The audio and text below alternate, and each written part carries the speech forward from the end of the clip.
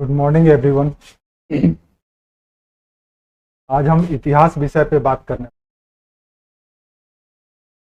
बहुत ही रोचक बात है कि जब आप तैयारी के क्रम में या तैयारी के बारे में सोचते हैं तो सबसे पहला जो विषय आपके मन में आता है मुख्य परीक्षा में कौन सा लिया जाए। आपके आसपास बहुत सारे ऐसे छात्र मिले वे धड़क होकर के आपको सलाह दे देंगे, मशवरा दे देंगे। अब आपको कोई सब्जेक्ट न समझ में आए तो कह देंगे इतिहास ले लो, बहुत आसान है। हाँ, बिल्कुल आसान तो है ही, लेकिन ये इतना भी आसान या सरल नहीं है जितना आप समझ रहे हैं। इसलिए सरल और आसान नहीं है क्योंकि परीक्षा में जितने मार्क्स की आप उम्मीद करते हैं उतना आपको हासिल होता नहीं। अच्छा, दूसरी बात ये भी है कि अगर आप यूनिवर्सिटी स्तर पे जा कर के देखें तो पता चलेगा कि अधिकतम छात्र जो पढ़ाई लिखाई में कम रुचि लेते हो और उनको डिग्री लेना हो तो इतिहास विषय आंख बंद करके चुन ले और वहाँ पे बेचारे वो पास भी हो जाते हैं। इससे उनका मनोबल बढ़ जाता है। और अगर कोई सलाह दे दिया कि यूपीएससी की तैयारी करो, स्टेट पीसीएस की तैयारी करो, तो उसी इतिहास विषय को लेकर के आगे बढ़ जाते हैं। लेकिन एक अटैम्प्ट दो अटैम्प्ट चले जाने के बाद उनको पता चलता है कि हमने गलत विषय का चुनाव तो नहीं कर लिया। आपने गलत विषय का चुनाव नहीं किया, बल्कि आपने गलती ये की कि इतिहास को समझा ही नहीं। इतिहास को कैसे पढ़ना है, इतिहास में कौन कौन सी चुनौतियां हैं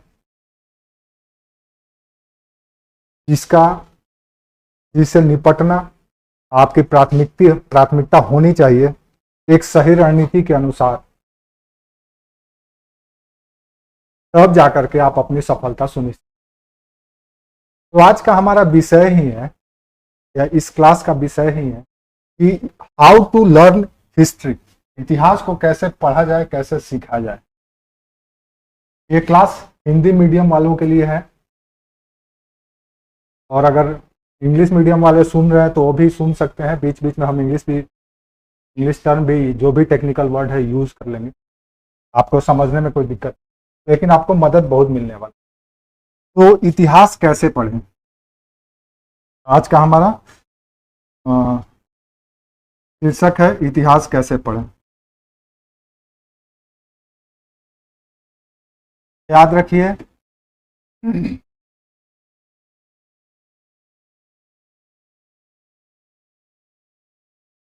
इतिहास आपको हर एक जगह पे काम आएगा, चाहे प्रीलिम्स का एग्जाम हो या मेंस का एग्जाम हो, दोनों जगह ये समान रूप से उपयोगी। प्रीलिम्स में अगर देखें यूपीएससी में तो हर साल मिनिमम 15 क्वेश्चन इसे पूछे जाते हैं, इससे ज़्यादा भी पूछे जाते हैं।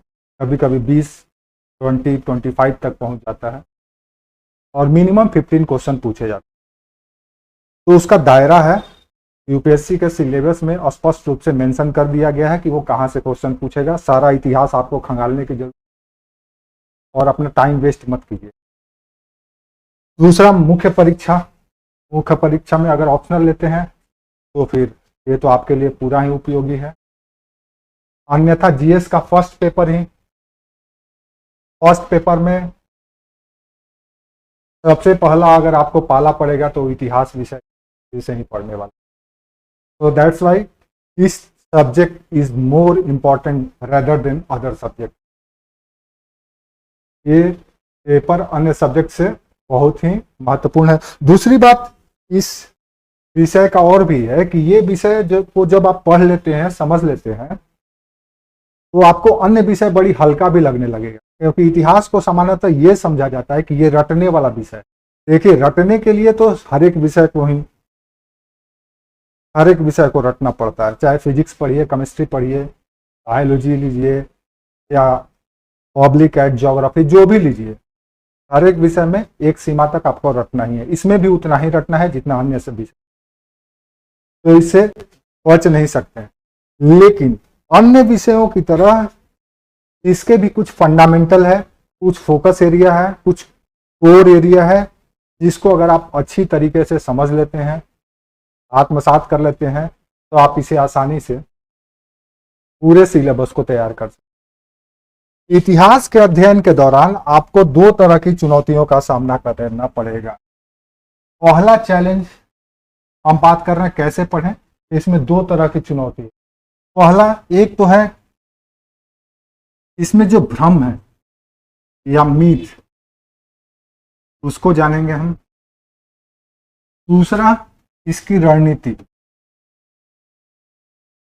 यानी स्ट्रैटेजी। एक मीथ और दूसरा स्ट्रैटेजी, ये दो एस्पेक्ट है जिस पर हम आज बात। भ्रम ये है कि ये अन्य विषयों के तुलना में कम स्कोर दिलाता है। ऐसी कोई बात नहीं है कि ये अन्य विषयों के तुलना में कम स्कोर दिलाता है। अगर आप अच्छे तरीके से as per question demand, as per commission demand, अगर आप आंसर लिखते हैं तो आपको अच्छा नंबर मिलता है। और इस बार के 2023 का मेंस का रिजल्ट या फाइनल रिजल्ट आप देखें, में अच्छी खासी संख्या इतिहास के अभ्यर्थी सफल हुए। तो इतिहास विषय का जो सबसे पहला भ्रम है वो ये है कि इसमें कम नंबर हासिल होता है, नंबर तुलनात्मक रूप से इनमें कम हासिल होता है। पहला भ्रम तो यही है।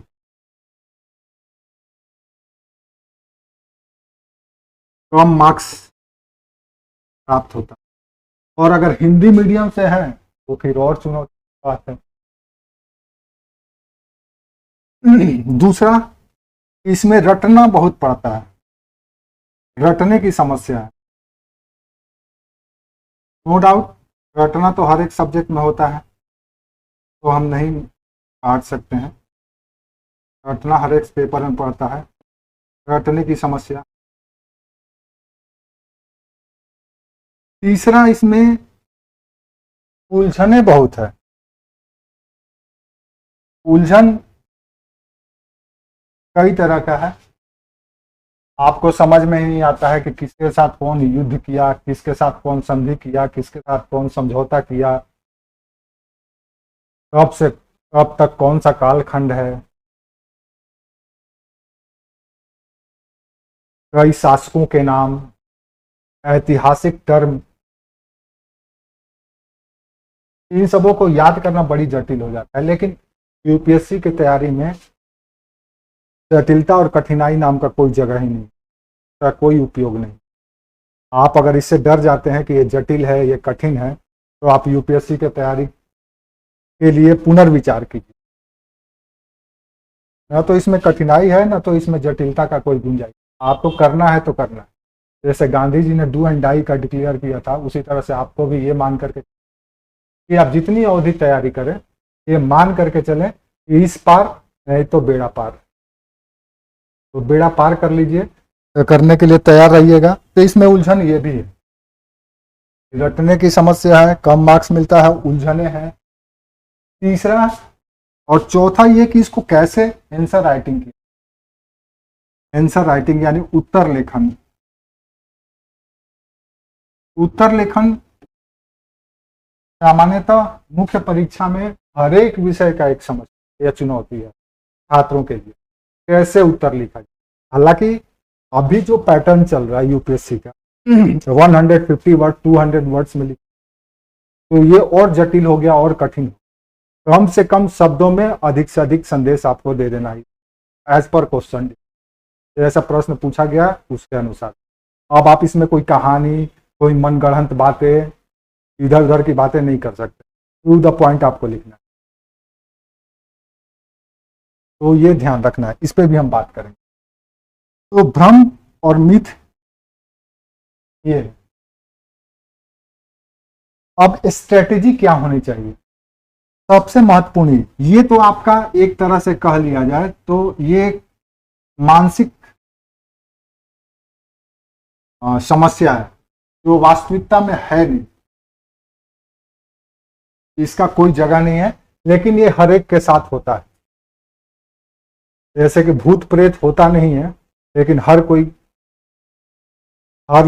एक लोगों की ये मना स्थिति होती है कि वो मानते हैं कि भूत प्रेत होता है। तो ये एक तरह से मना स्थिति होता नहीं। इस मना स्थिति से आपको निकलना है और निकल करके इसको समझना है। अब इसको हम मिटाते हैं और देखते हैं दूसरा स्ट्रेटेजी क्या होनी चाहिए, उस पर हम बात करने। उम्मीद करते हैं आपको समझ में आ रहा होगा। ये दरअसल ऐसे समझ लीजिए कि एज ए एस्पिरेंट हम अपने अनुभव को शेयर कर रहे हैं। हम भी जब तैयारी के प्रारंभिक दौर में थे, तब हम मुख्य परीक्षा एक भी नहीं लिखे थे, तो उस दौरान हमारे समक्ष भी इस तरह की चुनौती, हमने भी इसे फेस, तो स्वाभाविक है कि आप भी फेस कर ही रहे होंगे। हम कोई ग्रह से तो आए नहीं है, हम भी आप ही लोगों के बीच से आए हैं, तो हमें भी समस्याओं से जूझना पड़ा। अब दूसरा है स्ट्रैटेजी। स्ट्रैटेजी की अगर बात किया जाए या रणनीति की अगर बात किया जाए, तो इसमें हमें ये देखना है कि कैसे पढ़ें, कैसे तैयारी करें। सबसे पहले तो कैसे पढ़ें, कौन सी पद्धति हमें पढ़नी चाहिए। या वो पद्धति जो आज तक से आप पढ़ते आए हैं यूनिवर्सिटी लेवल की, कोई टॉपिक उठा लिए जैसे फ्रीडम स्ट्रगल या स्वतंत्रता आंदोलन, या कोई भी मिडाइवल पीरियड का अगर मुगल वंश उठा लेते हैं तो मुगल पीरियड उठा लिया। अब मुगल काल उठा करके आप शुरू हो गए बाबर से शुरू किए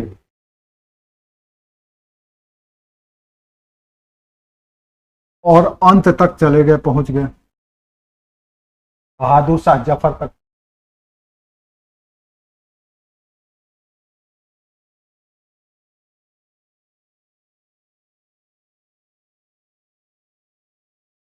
अब क्या कर रहे हैं आप, बाबर को उठा लिए, बाबर का शीर्षक मिल गया आपको किसी भी बुक में, इरफान और उठा लिए, या कोई भी इग्नो के बुक उठा लिए, एनसीईआरटी उठा लिए, जो भी आपको कोई रिकमेंड किया है या कहीं से आपने पढ़ा है, सुना है, उठा करके बाबर का पॉलिटिक्स, राजनीतिक उपलब्धि पढ़ने लगे। तो आर्थिक व्यवस्था या अर्थव्यवस्था के बारे में जान, समाज के बारे में जान, संस्कृति हो गया, तो बहुत सारे फैक्ट हैं तो आपने रख। नेक्स्ट आगे पहुंच गए हुमायूं पे, फिर पहुंच गए अकबर पे, फिर जहांगीर पे। इस तरह से आपने पढ़ना शुरू,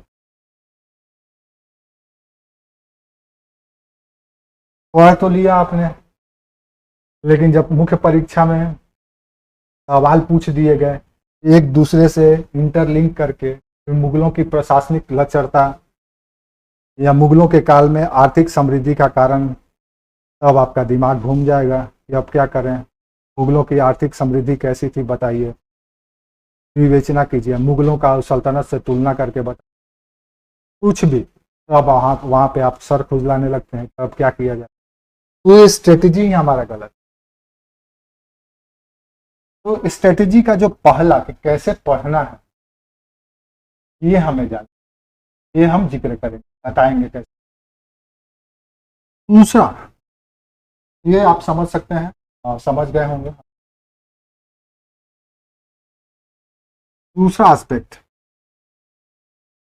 कि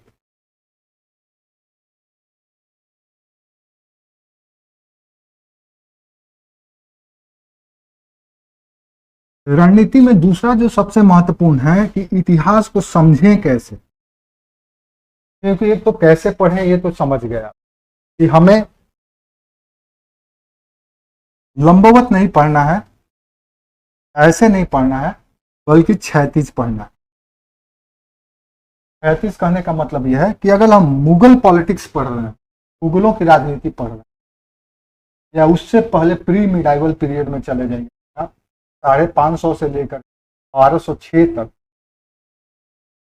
उस पीरियड का अगर आप हिस्ट्री पढ़ रहे हैं, जिसको हम फ्यूडल पीरियड भी कहते हैं, सामंतवादी पीरियड, या उससे भी पहले चले जाइए आप तो जिस भी पीरियड का राजनीति आप पढ़ने जाते हैं तो आप चैप्टर वाइज राजनीति पढ़ के निकलिए, ऐसे नहीं। आपको एक विशेष कालखंड की पूरी राजनीति को समझना होगा।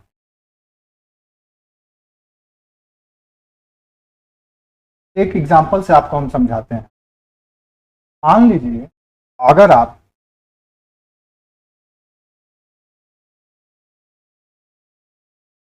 जनपद काल से शुरू करते हैं, जनपद से शुरू करते हैं,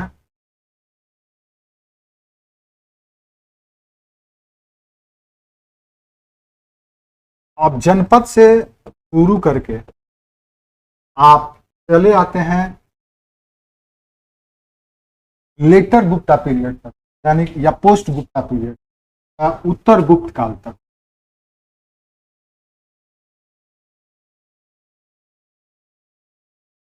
इस दौरान आपको कई अध्याय मिलेंगे, कई चैप्टर मिलेंगे। जनपद, महाजन, मौर्य वंश, शुंग वंश, कण्व वंश, इस तरह से उत्तर और दक्षिण भारत को अगर देखें कई राजवंश, सबका अलग अलग पॉलिटिक्स, राजनीतिक रणनीति है, कैसे सत्ता को बनाए। तो यहाँ पे आपको दिक्कत है एक एक चैप्टर को। तो इसके लिए हमारा मेथड वही होगा कि हमें कैसे पढ़ना है, वर्टिकल पढ़ना ना कि हॉरिजॉन्टल, क्षैतिज पढ़ना है ना। तो अब अगर हम जनपद की राजनीति को पढ़ने जाएं तो यहाँ की राजनीति से शुरू करेंगे और यहाँ तक की राजनीति को समझ लेंगे। कैसे समझेंगे, जब हम लोग क्लास करेंगे तब समझने वाले। लेकिन एक छोटा सा एग्जाम्पल से आपको हम समझा देते हैं। जैसे आप देखेंगे कि जनपद में जन का समूह जब स्थान विशेष से जुड़ गया और स्थान विशेष के नाम पर वो जन या समूह जाना जाने लगा, तो वो एक पॉलिटिकल आइडेंटिटी ले लिया, राजनीतिक पहचान। ये राजनीतिक पहचान धीरे धीरे गवर्नेंस में भी कन्वर्ट होने लगा, यानी कि प्रशासन या शासन में भी बदलने लगा। इसके कई अंग विकसित हो गए, कई मंत्रालय बन गए, कई विभाग बन गए, कई अधिकारी बन गए। ये प्रक्रिया यहां तक भी चलता रहा। यहां पर भी जैसे कई जनपद मिलकर के महाजनपद बन गए, कई महाजनपदों को हड़प करके साम्राज्य बना लिया गया। उसी तरह से इस दौरान आते आते ये साम्राज्य गुप्तों के काल में आते आते एक अखिल भारतीय स्वरूप ले चुका। तो कैसे वही का विकास यहाँ से शुरू होता है और अलग अलग राजाओं के द्वारा, अलग अलग शासकों के द्वारा या अलग अलग पैरर के द्वारा इसको विकसित किया गया, उसको सृजित किया। क्या किया गया, यहाँ भी युद्ध किया गया, यहाँ भी संधि की गई। अगर आप गुप्तों के पीरियड में देखें तो गुप्तों के पीरियड में भी युद्ध किया गया, संधि किया गया। जनपद काल में भी किया गया, महाजनपद काल में भी, मगध साम्राज्य में भी किया गया, मौर्यों के समय में भी किया गया, शुंगों के समय में भी किया गया, गुप्तों के काल में भी। एक राज्य दूसरे राज्य को हड़पते चले। तो ये हमको ऐसे पढ़ना, सबसे पहले दिमाग में ये रखना कि अगर आप राजनीति पढ़ रहे हैं तो एक निर्धारित सीमा तक सिर्फ और सिर्फ राजनीति को समझ लीजिए। इससे आपको क्या होगा कि एक कालखंड के राजनीति को दूसरे कालखंड से तुलना करने में आसानी होगी और आप उसको समझ सकते।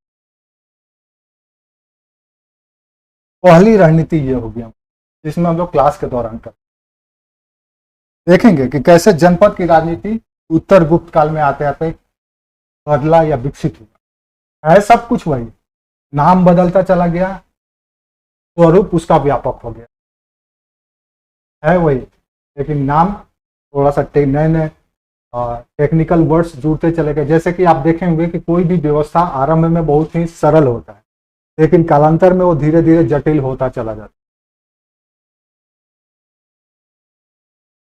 और एक स्थिति आता है कि इतनी जटिल हो जाती है, उसमें इतनी कॉम्प्लेक्सन आ जाता है कि वो उसको हमें चेंज करना पड़ता है।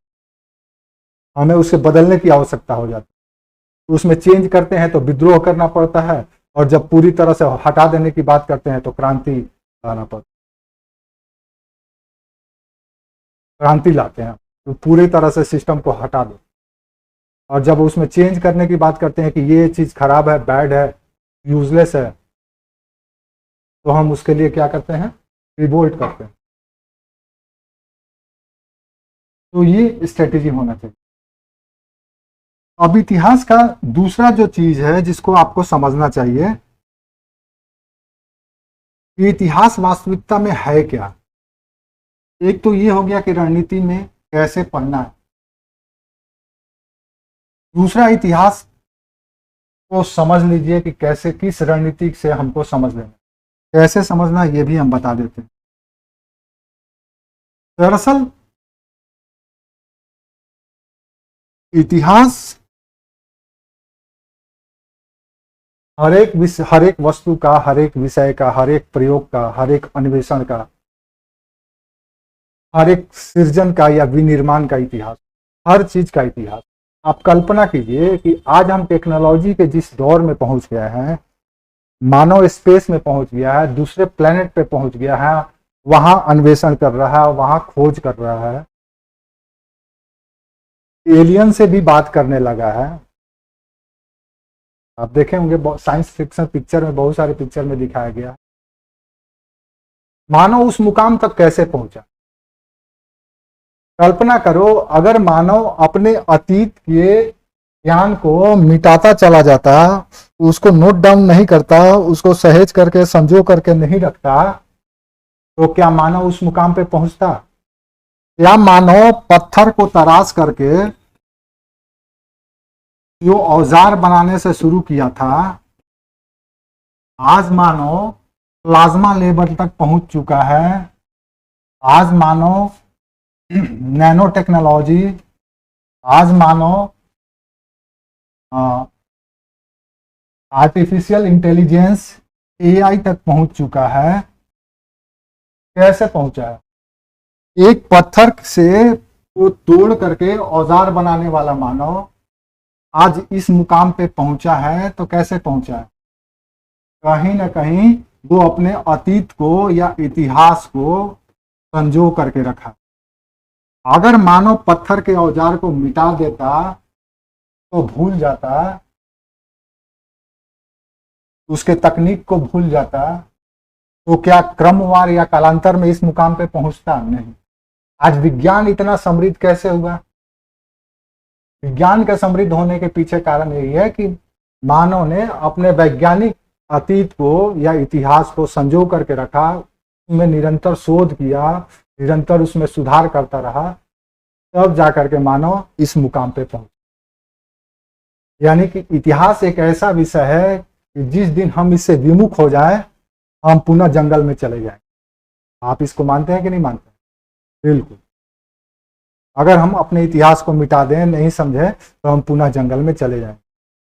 इसीलिए हम इसको संजो करके रखें। इसीलिए चाहे किसी की भी सरकार आ जाए, चाहे कितना भी प्रायोगिक, मॉडर्न, सेकुलर, अल्ट्रा सेकुलर, किसी भी लेवल की सरकार चली जाए दुनिया के किसी भी कोने में, वो अपने इतिहास को नहीं मिटाती है।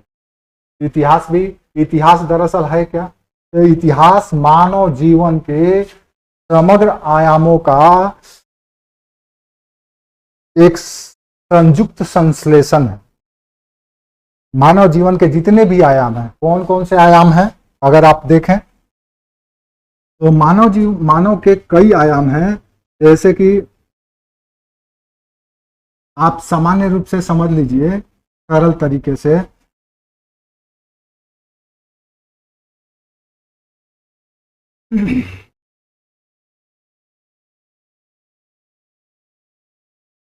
समाज से शुरू करते हैं, सोसाइटी से, समाज, उसके बाद अर्थव्यवस्था।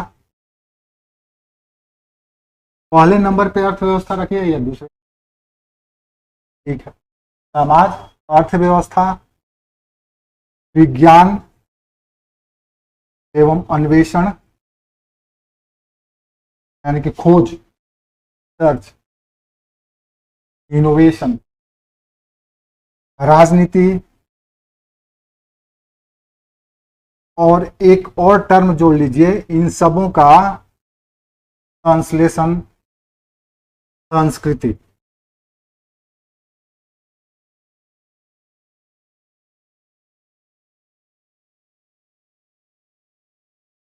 समग्र संश्लेषण सबों का संस्कृति, यानी कि इतिहास दरअसल है क्या, इन सारे मानव एस्पेक्ट है, इसके जन्म से लेकर के मृत्यु तक इन्हीं सारे गतिविधियों में उलझा रहता है, और जब इसी से बाहर निकल जाता है तो उसको परमार्थ की प्राप्ति हो जाती है, इहलोक से परलोक।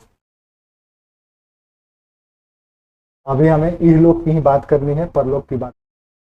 तो इतिहास के चाहे आप किसी भी कालखंड की बात करें, आपको इन्हीं सारे एस्पेक्ट पे फोकस करना है या जानना। हम विज्ञान और अन्वेषण या विज्ञान और तकनीक के इतिहास पढ़ें, अगर विज्ञान और तकनीक अतीत को भूल जाएं या इतिहास को भूल जाते तो आज हम डिजिटल बोर्ड का उपयोग नहीं कर रहे होते और आप घर बैठे क्लास नहीं कर। हम उसको याद रखें, हम उसको संजोए रखें, हम उसको आत्मसात किए रहे और उसमें निरंतर आवश्यकता अनुसार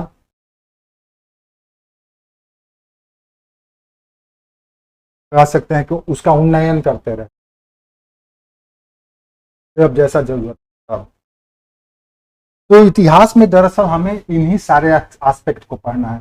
चाहे आप मुगलों के काल की बात करें तो उस काल में भी समाज को हम पढ़ेंगे, क्या होता है समाज वो हम बाद में बताएंगे। चाहे हम ब्रिटिशर्स काल में चले आए तो उस काल के भी समाज को पढ़ेंगे। अभी के समय में चले आए तो ग्लोबल पीरियड में या खगोलीकरण के दौर में या ग्लोबल विलेज के टाइम में, वैश्विक ग्राम के समय में हम समाज को भी पढ़े, आज भी पढ़ रहे हैं। तो वैश्विक ग्राम के जो कॉन्सेप्ट है उस समय तक भी हम नहीं भूले हैं, समाज को भूले हैं, नहीं भूले, भूलना भी नहीं चाहिए।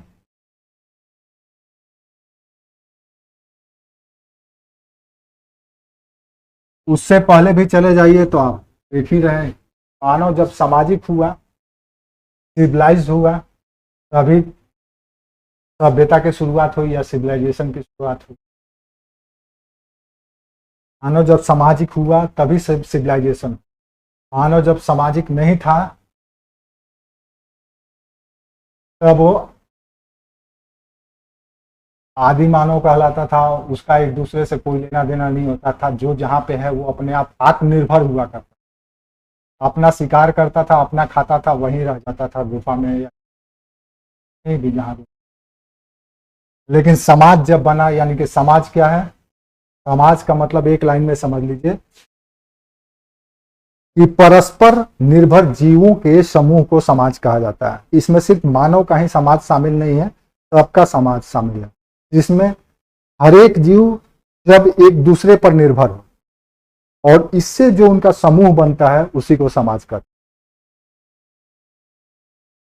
हैं। अभी के समय में कई तरह के समाज हो गए हैं, है कि नहीं? कई तरह के समाज है, पढ़े लिखों का अलग समाज है, किसानों का अलग समाज है, मजदूरों का अलग समाज है, उद्योगपतियों का अलग समाज है, पूंजीपतियों का अलग समाज है, सबका अपना अपना। कुल मिला के देखें तो सबको मिला के एक अलग समाज बन जाता है। तो हम भारतीय समाज कह सकते हैं, समाज कह सकते हैं, या जो भी आप इस देश के जिस क्षेत्र विशेष में रहते हो, जो भी आपकी पहचान हो, के आधार पर हम उसको तो समाज हम पढ़ते हैं। तो समाज के बारे में, और अभी भी समाज और समाज से संबंधित चुनौतियों के लिए आपका एक अलग जीएस के पेपर में एक अलग एरिया ही बना हुआ है, समाज और उससे संबंधित समाज में शामिल कौन है। तो यहाँ पे हम मानव समाज की बात कर रहे हैं, तो सिर्फ मानव समाज पे हम बात कर रहे हैं, कि जानवरों का समाज, पशुओं का समाज, कुत्तों का समाज, बिच्छुओं का समाज, बिल्लियों का समाज, उनका अपना समाज है, उनके समाज से हमको कोई लेना देना नहीं है, क्योंकि हम उन पर निर्भर नहीं है। लेकिन ये समाज में हम एक दूसरे पर निर्भर है। एक बच्चा जन्म से लेकर के अपने जीवन के अंतिम पड़ाव तक तो समाज पर निर्भर रहता है। और हमारे यहाँ कहा गया कि जो व्यक्ति सामाजिक नहीं है तो या तो वो देव है या फिर राक्षस है या दानव। हम समाज के बगैर नहीं रह सकते हैं। हम जो पहने हैं, जो हमने भोजन किया है, जिस पेन का उपयोग कर रहे हैं, वो ना तो हम बनाए हैं, न तो हम उसका उत्पादन किए हैं, न तो हम उसका विनिर्माण किए, मैन्युफैक्चरिंग किए। ये हमने किसी से लिया है, कुछ देकर, कुछ क्या मनी देकर। उस पर हम लोग अलग से बात। तो दरअसल समाज परस्पर निर्भर लोगों के समूह को मानव समाज कहा। तो समाज के कई तत्व हैं। इसका वर्गीकरण सामान्यतः दो वर्गों में किया जाता है, पुरुष और स्त्री। आपको पता ही है, पुरुष में भी कई तरह के पुरुष हो गया, शिशु हो गया या बालक कह लीजिए, इधर बालिका हो गई, युवा है, युवती है, अधेड़ है, उधर अधेड़ी है, वृद्ध है, वृद्धा है। इस तरह से वर्गीकृत करते हैं। इसमें भी और अगर जाएं, आप करीब से देखने जाएं तो पता चलेगा कि कोई शिक्षित है, कोई अशिक्षित है, कोई विकलांग है, कोई असहाय है, कोई शक्तिहीन है, कोई गरीब है, कोई अमीर है। और इन्हीं सारी समस्याओं का समाधान या निदान करना सरकार का काम है, उन्हीं का कल्याण करना सरकार का काम। तो समाज सबसे पहले पढ़िए। इतिहास का अगर आप अध्ययन करने जा रहे हैं तो सबसे पहले समाज पढ़ लीजिए, ताकि समाज में क्या बदलाव हुआ। तो ऐसे कालांतर में समाज उत्तरोत्तर बदलता चला गया। आज समाज कहाँ पहुंच गया है? तो आज समाज आंगन से निकल करके 2 BHK फ्लैट में पहुंच गया। अब किसी के घर में आंगन नहीं होता है, अब किसी का द्वार नहीं होता है, सबका 2 BHK 3 BHK फ्लैट होता है, सूट होता है या बंगलो होता है, और उसी में उसका समाज है। परिवार ही अब समाज बन करके रह गया, किसी को दूसरे से लेना देना ही नहीं। लेकिन क्या ऐसी ये बात पूरी तरह से सत्य है कि मानव पूरी तरह से समाज से कटता चला जा रहा है? जिस दिन मानव कट के चला जाएगा, समाज से विमुख हो जाएगा, मानव एक दिन भी नहीं रह सकता। के लिए सामाजिक होना ही पड़ेगा। तो समाज हमें जाना। इसी तरह से अर्थव्यवस्था, अर्थव्यवस्था का फंडामेंटल ये है कि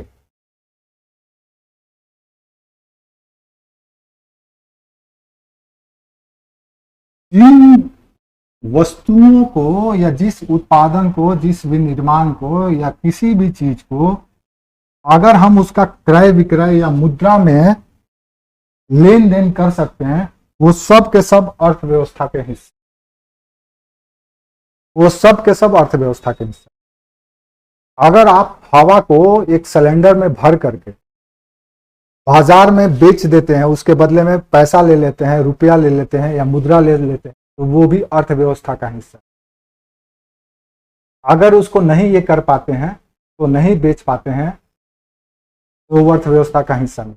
यानी अर्थव्यवस्था में वो सारी गतिविधि शामिल है जिसका हम मुद्रा में कन्वर्ट कर सकते हैं, मनी में कन्वर्ट कर सकते हैं, उसे बेच सकें, उसे खरीद सकें। मानव जब सामाजिक हुआ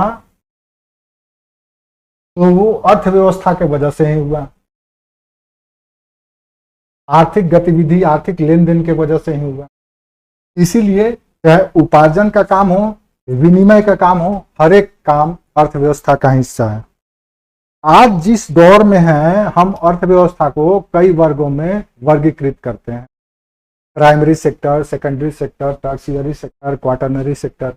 तरह से ऐतिहासिक कालखंड की अगर हम बात करें, जहां तक आपका सिलेबस है, तो यहां पर भी मुख्यतः 4 क्षेत्र थे अर्थव्यवस्था। आधुनिक काल में अगर आए तो क्वाटरनरी यहाँ पे भी था, लेकिन मुख्यतः इतिहास में हमें प्राथमिक क्षेत्र, द्वितीयक क्षेत्र, इकोनॉमिक माइंडसेट से अगर आप इसको समझें या आर्थिक अप्रोच से देखें, आर्थिक दृष्टिकोण से देखें, तो आपको समझना है प्राथमिक क्षेत्र, द्वितीयक क्षेत्र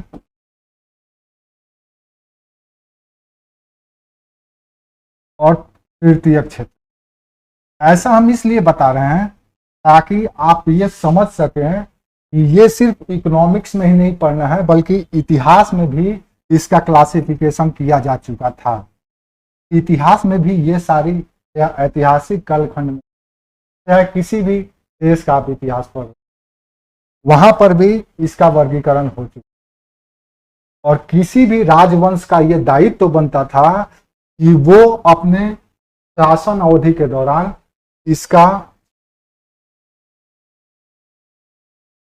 उत्तरोत्तर विकास करे या इसका उन्नयन करे।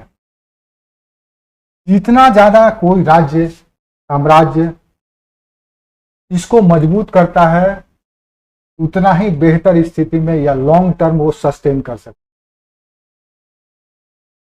अगर किसी राजवंश के दौरान गरीबी बढ़ गया, भूखमरी बढ़ गया, बेकारी बढ़ गया, तो राजवंश या वो शासन ज्यादा दिन नहीं टिक सकता। याद रखिए, हर एक मानव या हर एक जीव पीठ पर वार बर्दाश्त कर सकता है, लेकिन पेट पर वार कदापि बर्दाश्त नहीं है।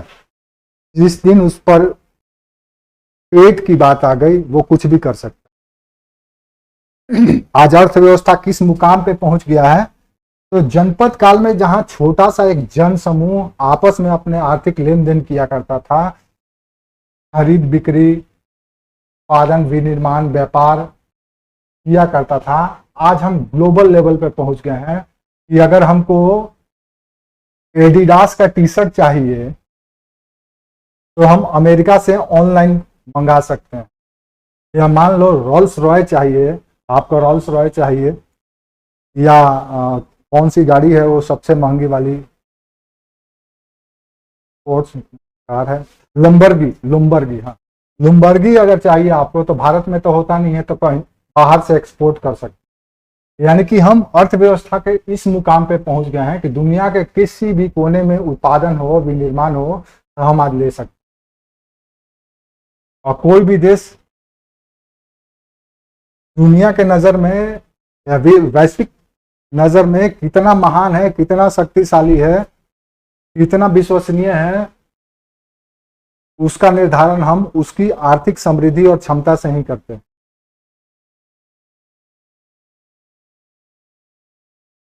तो तात्पर्य यह है कि इतिहास की अर्थव्यवस्था को हमें समझना है, कैसे मानव अपने जंगली फसल उत्पादन से आज जीएम फसल तक पहुंच गया है। और इजराइल तो यहां तक पहुंच गया है कि बिना सिंचाई के भी वो फसल उत्पादन कर सकता है, और उसके लिए गल्फ कंट्री उसके सामने झुकते हैं कि वो तकनीक उसे दे दे। और वो स्थलीय इलाका है, डेजर्ट इलाका है, वहाँ उत्पादन न के बराबर होता है। और इजराइल के पास वो तकनीक है कि वो चाहे तो बिना सिंचाई के भी उत्पादन कर सकता है। तो आर्थिक समृद्धि इतिहास को भी समृद्ध बनाता है। आर्थिक समृद्धि मानव समाज को मजबूत करता है। आर्थिक समृद्धि मानव समाज में सामंजस्य भी लाता है। और जब आर्थिक समृद्धि असंतुलित हो जाता है, संसाधन वर्ग विशेष के हाथों में चले जाता है, तो समाजवाद, साम्यवाद पैदा हो जाता है, क्रांति होने लगती है। दुनिया के कई देशों में हुआ भी है। तो इतिहास के दृष्टि में भी प्राथमिक क्षेत्र था, द्वितीयक क्षेत्र था, टर्शियरी सेक्टर था। प्राइमरी सेक्टर यानी कि जिसे हम सीधे भूमि से जिसका निष्कर्षण करते हों, जैसे कृषि, मत्स्य पालन, ये सब प्राइमरी सेक्टर का, पशुपालन। उसी तरह से द्वितीयक सेक्टर में चले जाए तो विनिर्माण, उद्योग, ये सारा काम। टर्शियरी सेक्टर में चले जाए तो इसको हम सेवा क्षेत्र कहते हैं, यानी कि ये परजीवी सेक्टर है, इन दोनों में पे निर्भर करता है। ये क्या करता है? लेन देन करता है, पहुंचाता है, डिलीवरी करता है, जैसे शिक्षा, बैंकिंग, स्वास्थ्य, इस तरह के सारे। तो इतिहास में भी इनके एस्पेक्ट को ढूंढना है, और यहाँ से आपसे सवाल पूछे जाते हैं कुछ विशेष कालखंड से, हर एक क्षेत्र से नहीं, कुछ विशेष कालखंड। तो इतिहास का दूसरा एस्पेक्ट हमने बताया था कि इतिहास क्या है। तो इतिहास दरअसल संस्कृति को निरंतर या संस्कृति में निरंतर उन्नयन और उसका विकास का अध्ययन ही इतिहास अतीत और वर्तमान का निरंतर वार्ता है। इतिहास भविष्य सृजन का एक, कह सकते हैं कि मजबूत आधार है। अगर आपको भविष्य का निर्माण करना है, भविष्य बेहतर करना है, तो इतिहास को निरंतर अध्ययन करना पड़ेगा। अगर आपको विज्ञान को उस मुकाम तक पहुंचाना है, एआई के मुकाम तक पहुंचाना है, आर्टिफिशियल इंटेलिजेंस के मुकाम तक पहुंचाना है, कृत्रिम बुद्धिमत्ता के मुकाम तक पहुंचाना है, तो विज्ञान के इतिहास को आपको संजो करके रखना होगा, उसका निरंतर अध्ययन करना। इसीलिए इतिहास महत्वपूर्ण। कैसे जानना है, तो हमने वो पद्धति बता दिया। क्या जानना है, ये हमने बता दिया। तो विज्ञान का इतिहास पढ़िए, राजनीति का इतिहास पढ़िए, अर्थव्यवस्था का इतिहास पढ़िए, समाज का, और इन सबों का संश्लेषण संस्कृति का है। संस्कृति यानी संस्कार के द्वारा पीढ़ी दर पीढ़ी जो हस्तांतरित की, तो हम संस्कृति का। संस्कृति के कई हिस्से हैं, इसी में समाज, अर्थव्यवस्था, विज्ञान, राजनीति के साथ कला जोड़ लीजिए, वो भी संस्कृति। सब मानव जीवन के जितने भी आयाम जिसके माध्यम से मानव अपने दैनंदिन जीवन व्यतीत करता है, जिसका उपयोग करता है, जिसमें प्रयोग करता है, जिसके माध्यम से व्यवहार करता है, वो सब संस्कृति। संस्कृति अभी तक से ये मत समझिए कि सिर्फ धर्म ही संस्कृति है, संस्कृति सिर्फ विज्ञान ही है, या संस्कृति सिर्फ अर्थव्यवस्था ही है। सब कुछ संस्कृति है। तो इतिहास दरअसल एक सांस्कृतिक संश्लेषण है, ऐसे समझ। संस्कृति एक बहुत ही ब्रॉड कॉन्सेप्ट है, इसलिए हम इसको इतिहास का, आप कह सकते हैं कि दूसरा नाम है। इतिहास का दूसरा नाम संस्कृति। आप इसको विस्मृत नहीं कर। तो इतिहास में हमें ये सब विषय को पढ़ना है, और ये सब विषय हर एक जगह पे पढ़ना। गणित का अपना इतिहास है, रसायन शास्त्र, केमिस्ट्री का अपना इतिहास है। एक और बात याद रखिएगा कि हर एक विषय का कुछ फंडामेंटल होता है, उसी फंडामेंटल से हम आगे अपने नॉलेज को, या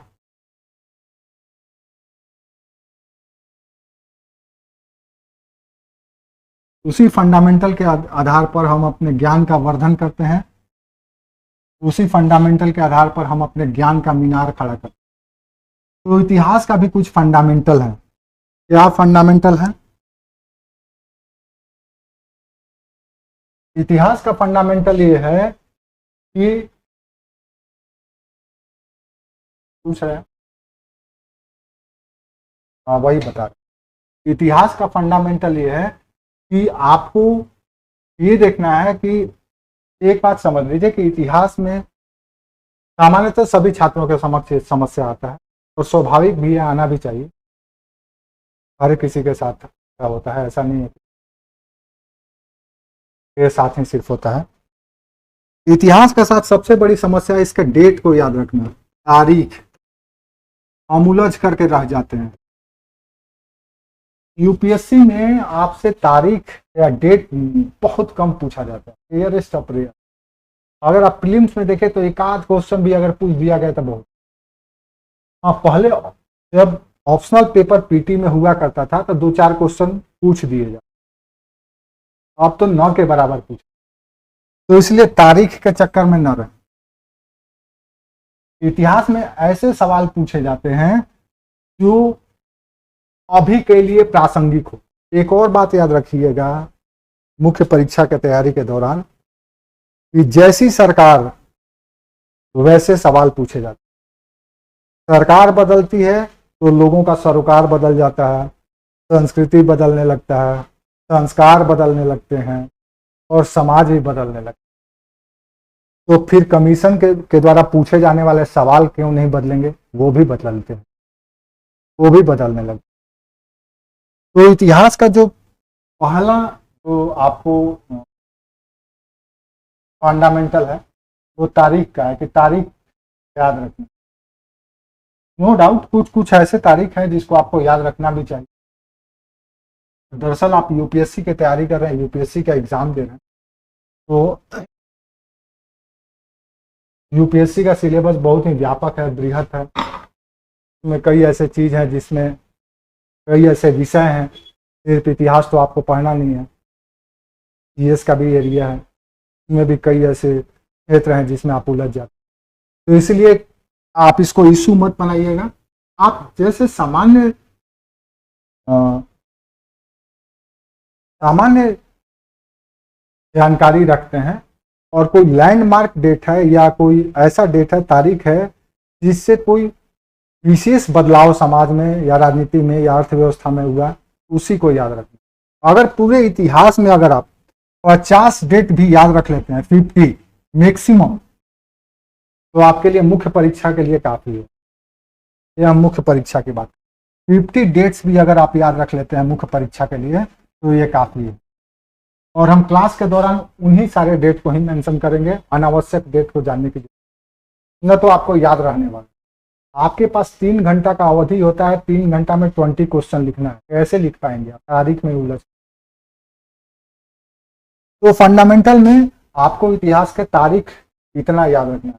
दूसरा, इतिहास को समझ करके कि इतिहास में क्या क्या पढ़ना है, कौन कौन सा एस्पेक्ट। ये नहीं कि चैप्टर उठाए पढ़ करके निकल गए, समझ में नहीं है क्या पढ़े हैं क्या नहीं पढ़े हैं। कुछ न तो अतीत को वर्तमान से जोड़ पा रहे हैं, न तो उसको भविष्य उन्मुख कर पा रहे हैं। ऐसा नहीं पढ़ना, अतीत को वर्तमान से जोड़ते हुए उसको भविष्य उन्मुख दिखाना है कि भविष्य में उसका क्या रोल है या कितना वो प्रासंगिक है, रेलिवेंट है, ये देखना है। हर एक विषय का कुछ फंडामेंटल है। फिजिक्स अगर आप पढ़ रहे हैं तो उसके कैलकुलेशन को, उसके मैकेनिज्म को, उसके फार्मूला को, जैसे मैथ का फार्मूला है, फिजिक्स के लिए कुछ फार्मूला होता है, कुछ थ्योरी होता है, उसको याद करना पड़ता है। उसी तरह से इसमें भी, इस तरह से केमिस्ट्री अगर पढ़ रहे हैं और केमिकल बॉन्ड, केमिकल रिएक्शन अगर नहीं जाने आप, तो फिर केमिस्ट्री कैसे समझेंगे। बायो में अगर पढ़ रहे हैं तो बायोलॉजी में अगर ऑर्गन्स, सेल नहीं जाने, जीन को नहीं समझे, डीएनए को नहीं समझे, DNA gene DNA cell tissue, उसके बाद ऑर्गन, वहां तक अगर उसका फंडामेंटल आपका क्लियर नहीं हो तो आप बायोलॉजी नहीं समझ सकते हैं, नहीं याद कर सकते, चाहे आप कितना भी रट लीजिए।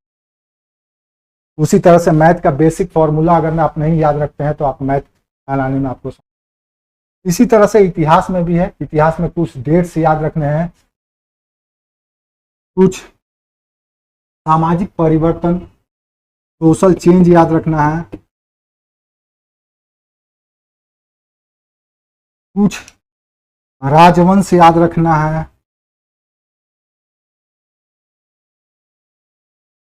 इसके शासकों का नाम याद रखना है,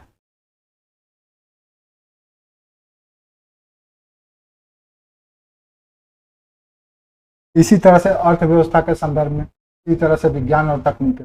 ये फंडामेंटल आपको मिलेगा कहाँ से, तो इसके लिए आप एनसीईआरटी का बुक पढ़ सकते हैं। आप सबसे पहले जो भी फ्रेशर हैं वो एनसीईआरटी पर फोकस कीजिएगा, इंग्लिश मीडियम वाले हों चाहे हिंदी में, कोई भी एनसीईआरटी पढ़िए, या तमिलनाडु का वो जो बुक है, क्या नाम है उसका, वो पढ़ सकते हैं। जो इतिहास विषय से नहीं आए हैं वो, उनकी बात कर रहे हैं। जो यूनिवर्सिटी स्तर पर ग्रेजुएशन किए हैं, मास्टर किए हैं, उनको एनसीईआरटी पढ़ने की ज़रूरत नहीं है। वो अपना जो रिकमेंडेड बुक है, जो हम बाद में बताएंगे, वही पढ़ें। उसमें भी क्लास करने के बाद अगर आप उस चैप्टर को या उस एरिया को पढ़ते हैं तो ज़्यादा सहज होगा, बहुत सरल होगा, आसानी से समझ। तो इतिहास के इस फंडामेंटल को आपको समझ कर, तो इतिहास के अध्ययन से पहले इतिहास का भ्रम और इतिहास की रणनीति, ये दो चीज़ों को ध्यान में रखिएगा, जेहन में रखिएगा। के बाद ही इतिहास की तैयारी हम बताएंगे कि जब क्लास शुरू कर लेंगे तो क्लास के बाद, क्लास में हम हर एक अध्याय विशेष से लेकर के एक कालखंड तक, निर्धारित कालखंड तक हम हर एक एस्पेक्ट को पढ़ते हुए चलेंगे, समझाते हुए चलेंगे। तो उसके बाद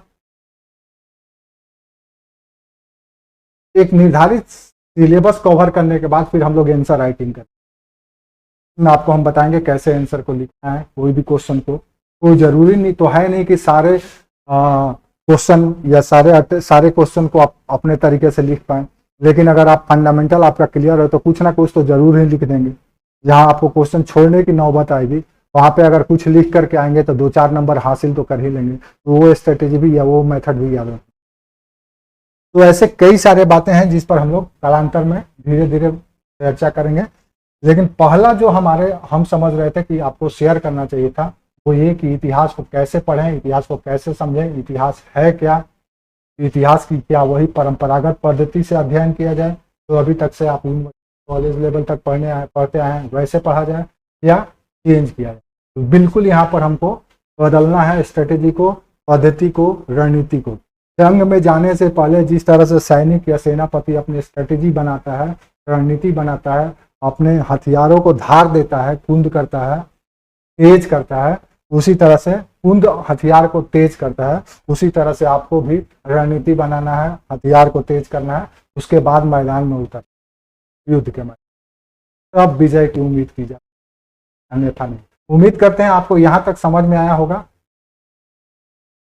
नेक्स्ट वीडियो में हम लोग आगे देखेंगे कि इतिहास में कौन कौन से अध्याय महत्वपूर्ण हैं, इस पे आपको फोकस करना है पीटी पॉइंट ऑफ व्यू से, इस पे आपको मेंस पॉइंट ऑफ व्यू से पढ़ना है, और इतिहास को कैसे अन्य विषय से तुलना करना है। याद रखो इतिहास एक ऐसा विषय है जो हर एक विषय का गवाह है, हर एक विषय के साथ जुड़ा हुआ है। अर्थव्यवस्था और अर्थशास्त्र पढ़ने जाए तो वहां भी इतिहास पढ़ना है, विज्ञान पढ़ने जाए तो वहां भी अतीत का विज्ञान पढ़ना है, राजनीति पढ़ने जाए चाहे जो भी विषय पढ़ने जाए उसमें आपको इतिहास के कालखंड को खंगालना ही पड़ेगा। उम्मीद करते हैं आपको समझ में आया होगा। नेक्स्ट वीडियो में या नेक्स्ट क्लास में हम लोग आगे की चर्चा करें।